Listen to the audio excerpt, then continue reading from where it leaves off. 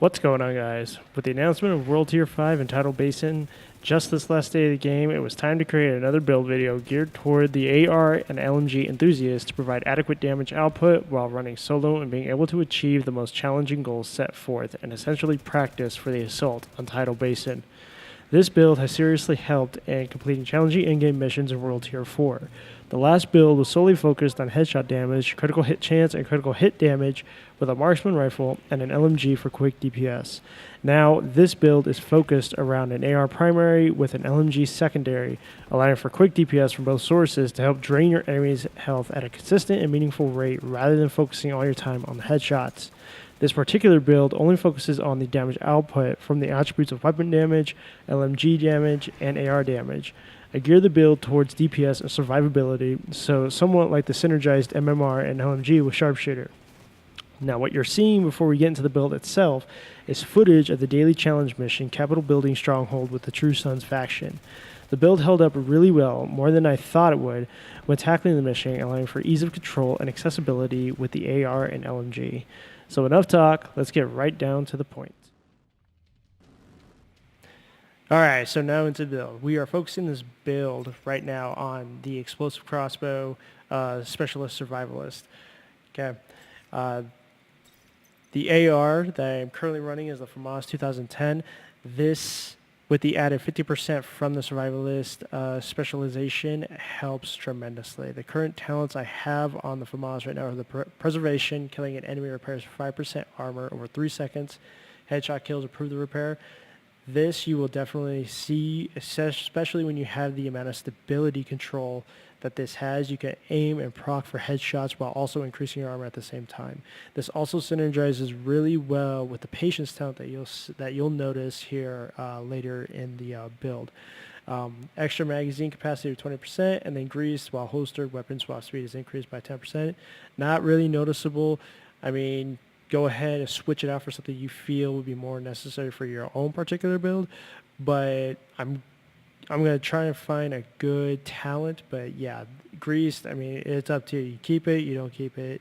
Pick something that'll benefit you.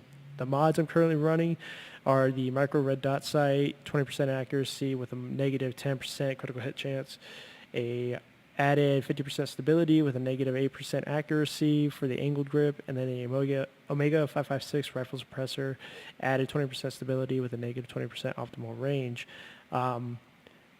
Pick your mods. This doesn't come with an extended mag, so your magazine cap size is 36, but the added magazine capacity itself is an extra 20%, so that does come in handy, especially when the FAMAS doesn't run an extended mag. Next, we have the LMG Black Market M60 E6. This came from the last build I did with the Sharpshooter specialization. The talents, Ranger, every 5 meters you are from the target grants plus 2% weapon damage. This has enough stability to where this talent will actually come in very well. So keep that in mind. I definitely recommend keeping Ranger. Extra, about 20% magazine capacity. Wascali, I definitely recommend, especially when it's riot control. When those guys with the riot foam come out and come to you, Wascali procs like it's supposed to. During the Capitol building run, I kept getting hounded by the riot foam. Not once did I get stuck because Wascali resisted the 5 snare, and it was definitely a recommend this talent here. The current mods I'm running are the ACOG scope, added 25% optimal range with a negative critical hit damage of 5%. Tactical small pouch, the reload speed for any LMG is perfect, 25% with a minus to 15 rounds. A short grip of added 10% to critical hit damage with a negative 15% reload speed. And then a flash hider 762 added 20% critical hit damage with a negative 10% to stability. So again, with the mods, pick the mods that work for you. Definitely recommend the reload speed for an M60. I'm probably going to try and run this build with an L86 or even the classic M60 just to kind of get a feel. But the Black Market M60 with these talents definitely helped during the challenging daily mission. So now, Sidearm, just a D50. Nothing too special. I hardly use the sidearm unless it's for a challenge or for a weekly. But yeah, pick the sidearm that benefits you most. So now let's get into the actual gear itself. I am running three brand sets, 2 out of 3 of each brand set. So to start, we are doing the Heliguard Javelin Mask.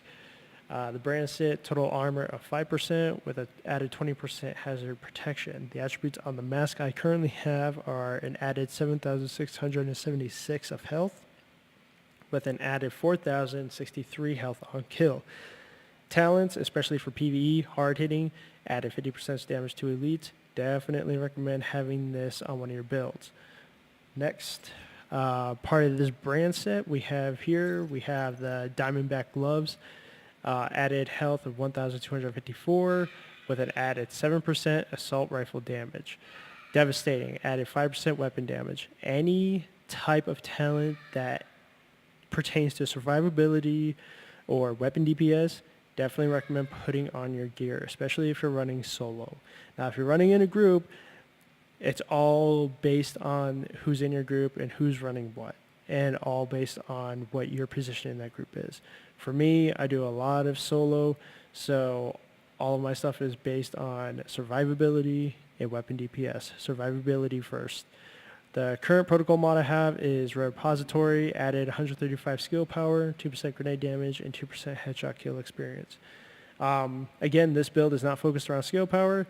It's based off of your armor. It's based off of your weapon damage, survivability. Again, focus on that if you're running solo. Next, we have for the backpack, the TacSac Mark II, part of the Petrov Defense Group brand set. So this is where the LMG comes in, LMG damage of 10%, and then 50% turret skill power. And added 5% cooldown reduction, and added 4,150 health, and added 2.5% weapon damage, and then added 6,543 bonus armor. Talents, destructive, added 20% explosive damage, comes in handy, especially because you're running the combat crossbow. The explosive nature of those rounds adds that damage DPS. Efficient, using an armor kit has 50% chance not to consume the armor kit. This one's a toss-up. I don't really use the armor because of the patience talent. You'll see why. But keep it if you want, just in case. Get rid of it if you think something else will benefit you with your build that you have. Next part of the gear set, or the brand set, sorry, is the drop leg holster. So the attributes for this is 3% cooldown reduction with an added 8,312 health, modified because that's where it's capped at, and then added 9% critical hit damage. No current mods to this. But yeah, so that's the holster. Chose this holster. I don't really mind the cooldown reduction. It does help in a way, but it's all based off of the build that you're trying to currently run. So we went over the Heliguard, we went over the Petrov. Next is the Fenrir. So the Fenrir Group AB harness armor is what I'm running. This has the added 10% assault rifle damage with the 10% protection from elites. The attributes for the chest plate I have is added 7,035 bonus armor, modified, capped, with an added 8% critical hit damage, and then an added 15.5% headshot damage. This comes in much more than you realize with the headshot, especially when you have great stability for your weapons, so that you're constantly aiming downrange toward the heads. Your enemies will fall like flies. The talents, Berserk, added 10% weapon damage for every 10% of max armor depleted. Does require a shotgun, SMG, or an assault rifle equipped. This is the best PvE talent that I believe, along with Patience, because of the amount of damage that you do take. You're constantly gaining that DPS. And having Berserk and Patience synergize with each other like that are phenomenal. So insulated, added 10% hazard protection. Keep it. The hazards in the game, especially when you're running challenging missions, they happen a lot more than you realize. So I definitely keep the hazard protection. The current mod I'm running is the Utility System Assist, which is an added 244 skill power, 1% increased poison duration, 2% increased disrupt duration. Don't really care about these two. The skill power, yeah, okay. But again, pertaining to the body armor that you do have, or the chest plate that you do have, it's all going to be what mod that you're going to find to fill that gap. And so lastly, we have the knee pads from Fenrir Group, Naskid knee protectors. Added 4.5% critical hit chance, so nothing really too major here. Again, we have hard hitting, added 15% damage to elites, and then the patience, after being in cover for 3 seconds, armor repairs by 5% every 1 second. This is a must, especially if you're running solo. The survivability with having patience at your side, being in cover, it is a benefit no less. And having patience along with berserk and hard hitting, it all synergizes really, really well. So the skills, I'm running the hive because of the way it lasts and the amount of healing it does, perfect for solo. And then the turret, because of the added bonus to the turret power with the Petrov group of 15%, definitely comes in handy. Alright, so that was the synergized AR and LMG build that I feel helps tremendously in the most dire situations when running solo. The talents from the weapons to the brand sets, the specialization itself synergize very well, but again, the build is a template of what you should try and aim for, not a dedicated build for everyone to follow. That is what makes the Division 2 such an amazing game, is that you play the game, you feel the way it should be played, whether with a group or solo. I hope you enjoyed the video. Don't forget to hit the like button. It helps the channel tremendously, and don't forget to subscribe for more Division 2 content, and remember to turn on notifications. I'm going to let the rest of the final scene play out so that you get a taste of how well the build synergizes with all the talents working together. Enjoy, and I'll see you around.